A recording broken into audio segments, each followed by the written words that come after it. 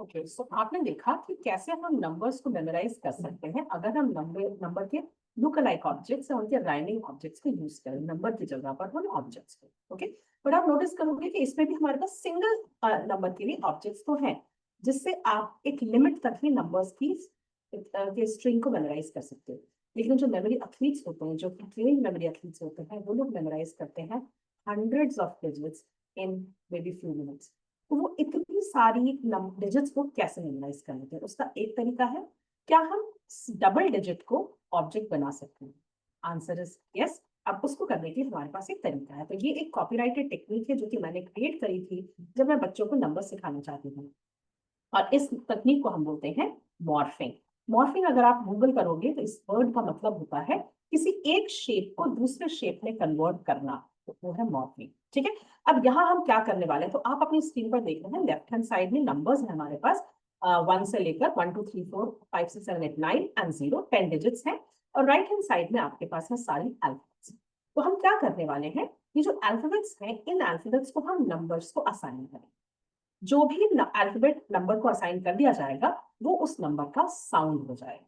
ठीक है, और उस साउंड से हम कुछ करेंगे, एक मैजिक टेक्निक। तो वो क्या होगा वो देखेंगे थोड़ी देर से। लेट्स अंडरस्टैंड कि ये कैसे हम नंबर्स को असाइन करना है। चलिए, तो अगर आप यहाँ देखेंगे आपके पास मैंने कुछ अल्फाबेट्स लिखे हैं ग्रीन कलर में, A E I O U।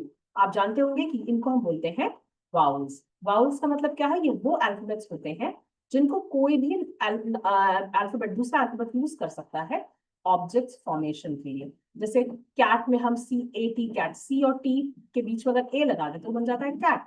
सी और टी के बीच में अगर हम यू लगा देते हैं तो बन जाता है कट। सी और टी के बीच में अगर हम ओ लगा देते हैं तो बन जाता है कॉट। है ना? तो ये है हमारे वाउल्स। अब हमको करना क्या है, वाउल्स को हम किसी भी नंबर को असाइन नहीं करेंगे, हम बाकी नंबर्स को यूज करेंगे। कैसे? हम हम अपने 1 से स्टार्ट नहीं करेंगे, 1 हम 2 से स्टार्ट करेंगे। ठीक है, 1 से क्यों नहीं करेंगे मैं आपको बताऊंगी थोड़ी देर से। चलिए, ये हुआ हमारा 2। जब हम 2 लिखते हैं तो अगर हम 2 के आगे एक सिंगल लाइन ड्रॉ कर देते तो क्या हो जाता है, वो लगने लगता है आर की तरह। राइट? तो क्या हम बोल सकते हैं कि 2 और आर एक दूसरे में छुपे हुए हैं? 2 के अंदर आर छुपा है, आर के अंदर 2 छुपा हुआ है। तो हमने असाइन कर दिया अल्फाबेट आर 2 को, जिसका मतलब है 2 का अल्फाबेट हो गया आर, और 2 का साउंड क्या हो गया, अभी 2 का साउंड हो गया रो। ठीक है, सो 2 का साउंड क्या हो गया, 2 का साउंड हो गया रो। अब बढ़ते हैं हम अगले नंबर की तरफ। अगला नंबर हमारा क्या है, अगला नंबर है 3। अगर मैं 3 लिखती हूँ और 3 के आगे मैं एक स्टैंडिंग लाइन बना देती हूँ तो ये किसकी तरह दिखने लगता है, बी की तरह दिखने लगता है। राइट? तो क्या हम कह सकते हैं 3 में एक बी छुपा है, बी में एक 3 छुपा है? Yes, yes. तो 3 का साउंड अल्फाबेट हो गया बी, और साउंड क्या हो गया, साउंड हो गया ब। तो 3 का साउंड हो गया ब। अब आती है 4 की। 4 हम कैसे लिखते हैं, 4 एक लिखने का तरीका ये है, अगर आप देखोगे अगर 4 को मैं ऐसे बड़ा कर देती हूँ तो ये एच की तरह दिखने लगता है। राइट? और आप नोटिस करेंगे जब हम 4 जल्दी में लिखते हैं, हम हमारी नोटबुक्स में लिखते हैं, अक्सर मैंने बच्चों को, बड़ों को, सभी को 4 को जल्दी में इस तरीके से लिखते हुए देखा है, जबकि वो लगने लगता है वाई की तरह। Right? So it starts looking like a Y. तो इसमें वाई वाई भी छुपा हुआ है। और अगर हम देखें जो हमारे टेक्स्ट बुक्स में 4 लिखा होता है वो इस तरीके से लिखा होता है, जिसमें एक माउंटेन बनी हुई है जो कि एक एन की तरह दिखता है। सिर्फ एन ही एक ऐसा अल्फाबेट है जिसमें एक माउंटेन बनी हुई है। तो क्या हम कह सकते हैं कि एच, एन और वाई तीन अल्फाबेट्स 4 में छुपे हुए नजर आते हैं? यस। तो हम इन तीनों अल्फाबेट्स को 4 को असाइन कर देंगे, एच को, एन को और वाई को। तो 4 का साउंड क्या हो गया, 4 का साउंड हो गया ह, न एंड य। राइट? सो ये हो गया हमारा अल्फाबेट 4। इसके बाद हम बढ़ते हैं नंबर 5 पर। अगर हम नंबर 5 लिखते हैं तो वो कैसा दिखता है?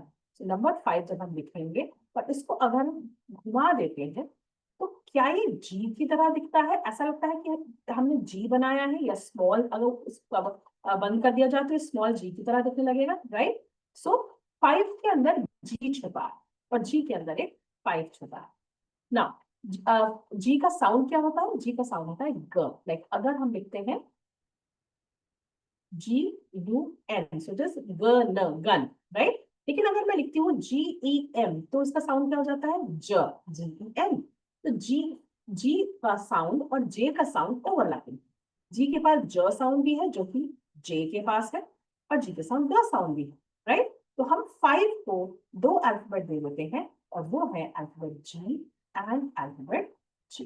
तो 5 का साउंड क्या हो गया? 5 का साउंड हो गया हमारे पास अभी 2 साउंड हो गया 5 के, ग एंड ज। Wonderful. Moving on to the next alphabet, alphabet number 6। अगर हम 6 पर आते हैं, आप देखोगे 6 में बहुत सारे सिमिलैरिटी आपको दिखेंगे राइट साइड के अल्फाबेट्स में, पर मैंने जो सिमिलैरिटी यूज करी है वो ये है कि 6 के अंदर मुझे एक वी छुपा हुआ नजर आता है। तो जो 6 होता है, अगर आप देखोगे 6 में एक छोटा सा वी छुपा हुआ है। अब हमारे जो अल्फाबेट्स बच्चे हैं, इनमें से कौन से अल्फाबेट्स में वी आपको दिख रहा है? एकदम प्रॉपर वी। आप देखोगे V is seen in, okay, v is seen in w, there are two v's in w, and there is a v in even r m, right? So और अच्छा आप बोलेंगे कि x में भी है, yes x में भी है। क्या k में है? नहीं k में नहीं, because it's not a proper v, it's one line is standing and one line is slanting, तो I will not consider it, ठीक है। तो अगर हम v का रिलेशन देखते हैं तो उस हिसाब से 4 अल्फाबेट्स जो 6 को दिखते हैं, 6 जिसका जैसा लगता है वो हम असाइन कर देंगे 6 को। सो m v एंड W। अब x को मैं असाइन नहीं कर रही हूँ, x को मैं असाइन क्यों नहीं कर रही हूँ ये हम लोग देखेंगे थोड़ी देर से। x को भी हम छोड़ देते हैं, राइट। तो ये हो गया हमारे अल्फाबेट्स 6 के साउंड। अब 5 अल्फाबेट्स हो गए, लेट्स सी क्या है वो साउंड। तो अगर फिर से स्टार्ट करते हैं ऊपर से, 2 का अल्फाबेट क्या था? R, तो 2 का साउंड क्या हो गया? र। P का अल्फाबेट क्या है? D, तो उसका साउंड क्या हो गया? ब। 4 का अल्फाबेट क्या है? H एंड Y, तो 4 का साउंड क्या हो गया है? ह, न और य। 5 का अल्फाबेट क्या है? G एंड J, उसका साउंड क्या हो गया? ब एंड ज। 6 का अल्फाबेट है MVW, उसका साउंड हो गया म, य एंड व, right. Wonderful. Let's move ahead. So it is 7। अगर मैं 7 लेती हूँ, 7 को हम लिखते हैं लाइक दिस, और इस 7 को अगर हम घुमा देते हैं तो ये कौन सी अल्फाबेट की तरह दिखने लगता है? इट स्टार्ट्स लुकिंग लाइक ये एल की तरह दिखने लगता है, राइट। वंडरफुल। अगर मैं लेती हूँ 7 और इसके ऊपर इसको ऐसे लंबा कर देती हूँ, तब ये कौन से अल्फाबेट की तरह दिखने लगता है? तब ये टी की तरह दिखने लगता है। तो हम कह सकते हैं कि 7 के अंदर एक छोटा सा टी छुपा हुआ है और उसी में एक एल भी छुपा हुआ है। तो 7 के कौन से अल्फाबेट्स हो गए हैं? एल एंड टी, और 7 का साउंड क्या हो गया है? ल एंड ड। वंडरफुल। Moving on to 8। 8 कैसे लिखते हैं हम? 8 लिखने के लिए I see majority of the time people will make this shape, which is S, and then we are going to join it here, right?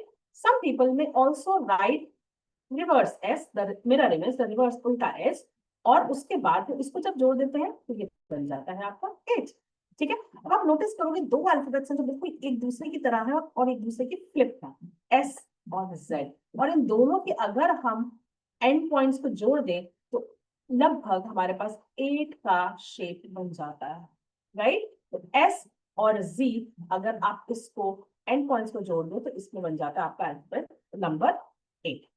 तो हम अभी कौन कौन से अल्फाबेट दे देने वाले हैं? 8 को we will give S and we will give Z, right. तो अभी अल्फाबेट 8 का क्या साउंड हो गया है? तो अल्फाबेट 8 का साउंड हो गया है स एंड ज। आगे बढ़ते हैं 9 पर। 9 हम कैसे लिखते हैं? तो 9 लिखने के लिए अक्सर या तो हम सी बनाते हैं फिर स्टैंडिंग लाइन लिखते हैं, या फिर आप पहले स्टैंडिंग लाइन बनाओगे और फिर उस पर सी लिखोगे। मतलब आपको एक सी की जरूरत है जब आप 9 बनाते हैं। तो अगर हम सी का रिलेशन देखें तो यहाँ पे देखते हैं कौन कौन से अल्फाबेट 9 को असाइन हो सकते हैं। सी का साउंड क्या होता है? सी का साउंड होता है क, राइट। तो सी का साउंड अगर क है तो एक और कौन सा अल्फाबेट है जिसका साउंड क है? के। एंड इवन क्यू का साउंड क से स्टार्ट होता है ना। तो 3 अल्फाबेट्स है हमारे पास, सी के एंड क्यू, जिसका साउंड सेम है। तो क्या हम इन तीनों को 9 को असाइन कर सकते हैं based upon the relationship of C? Yes. तो हमने 9 को दे दिया है सी, हमने 9 को दे दिया है क, और हमने 9 को दे दिया है क्यू। तो 9 को मिल गए हैं 3 अल्फाबेट। तो 9 का साउंड क्या हो गया है? 9 का साउंड हो गया है क, क एंड क, राइट। नाउ हमारे पास बचा है D F P N X, number बचा है 0। लेट्स सी 0 में 0 सबसे ज्यादा किसके नजदीक है? तो वहां तुम चारों अल्फाबेट को देखोगे, D is the closed one with 0। D सबसे ज्यादा क्लोज है 0 के, बिल्कुल वो बंद हो जाता है ना। तो ये है आपका 0। ऐसा भी लगता है कि जैसे किसी ने 0 बनाया उसको एक तरफ से फ्लैट कर दिया, तो इट बिकम्स डी। तो क्या हम डी को 0 को असाइन कर सकते हैं? यस। जीरो बन जाता है डी, तो जीरो का साउंड क्या हो गया है, जीरो का साउंड हो गया है ड, राइट। अब आते हैं हम पी और एफ पर, अब आते हैं वन पर। हमने वन की इसको शुरुआत में ही वन को क्यों असाइन नहीं किया, वन एक स्टैंडिंग लाइन है। अगर आप देखोगे तो स्टैंडिंग लाइन बहुत सारे अल्फाबेट्स में है, ये आर में भी है, बी में भी है, एच में भी है, एन में है, देन एल में है, टी में है, के में है। तो अगर हम वन से शुरुआत करते तो बहुत सारे अल्फाबेट्स वन के पास ही चले जाए, इसलिए हमने वन से शुरुआत नहीं करी। हमने सारे अल्फाबेट्स असाइन कर दिए हैं। अब हमारे पास जो अल्फाबेट्स बचे हैं उसको लेकर हम आगे। ओके, तो पी और एफ अगर आप देखोगे दोनों अल्फाबेट के लिए हमें स्टैंडिंग लाइन की जरूरत पड़ती है। दैट इज वन से हम एफ भी बना सकते हैं, वन से हम पी भी बना सकते हैं। एंड ये दोनों और क्यों फैमिली है, क्योंकि हम पी के साथ जब एच लिख देते हैं तो ये बन जाता है फ, राइट। तो क्या ये एक फैमिली है, यस, ये भी एक फैमिली है। तो हमने वन को क्या असाइन किया है, पी एंड एफ, ठीक है। अभी एक्स हमारे पास बचा हुआ है, देखते हैं एक्स हम किसी को असाइन क्यों नहीं करते। तो एक बार शुरू से देखते हैं कि सारे नंबर्स के जो अल्फाबेट है वो क्या है और उनका साउंड क्या है। Let's start from the top. तो आप भी मेरे साथ बोलिएगा, वन का अल्फाबेट कौन है, वन का अल्फाबेट है पी एंड एफ। वन का साउंड क्या हुआ, प और फ। टू का अल्फाबेट क्या है, टू का अल्फाबेट है आर, टू का साउंड क्या हुआ, र। थ्री का अल्फाबेट क्या है, थ्री का अल्फाबेट है बी, तो थ्री का साउंड हुआ व। फोर का अल्फाबेट है ह, न, य, which is H and Y, तो इसका साउंड हुआ ह, न और ज। फाइव का अल्फाबेट है G and J और इसका साउंड हुआ क, ज। सिक्स का अल्फाबेट है M, V, W, इसका साउंड हुआ म, एंड म। सेवन का अल्फाबेट है L, T, उसका साउंड हुआ ल एंड ट। एट का अल्फाबेट है S, Z, इसका साउंड हुआ स, ज। नाइन का साउंड है C, K, Q, उसका साउंड हुआ क, क। जीरो का अल्फाबेट है D और उसका साउंड हुआ है। क्या आपने नोटिस किया, जितने भी अल्फाबेट्स है सबका सिंगल साउंड है, प, क, र, ब, ह, न, य। एक्स का सिंगल साउंड नहीं है, एक्स के पास दो साउंड है, ए, क, स, राइट। इसीलिए हमने भी किसी को भी नहीं दिया क्योंकि इसके पास दो साउंड है, क का साउंड भी है, स का साउंड भी है, जबकि सारे अल्फाबेट्स के पास सिंगल साउंड है। इसीलिए हम एक्स किसी को भी नहीं देंगे, अदरवाइज हमारे लिए कंफ्यूजन। तो हमने एक्स किसी को दे सकते, ठीक है ना। अब हम इससे क्या कर सकते हैं, तो इस आपके मॉर्फिंग टेक्निक में स्टेप नंबर वन में आपने देखा हम कैसे नंबर्स को साउंड्स देते हैं। अब इन साउंड से हम यूज करेंगे ऑब्जेक्ट्स बनाने में इन द नेक्स्ट वीडियो। तो अभी आप वेट कीजिए, नेक्स्ट वीडियो में हम लोग इन नंबर से साउंड कैसे बना, इन नंबर के साउंड से ऑब्जेक्ट्स कैसे बनाते हैं वो सीखेंगे।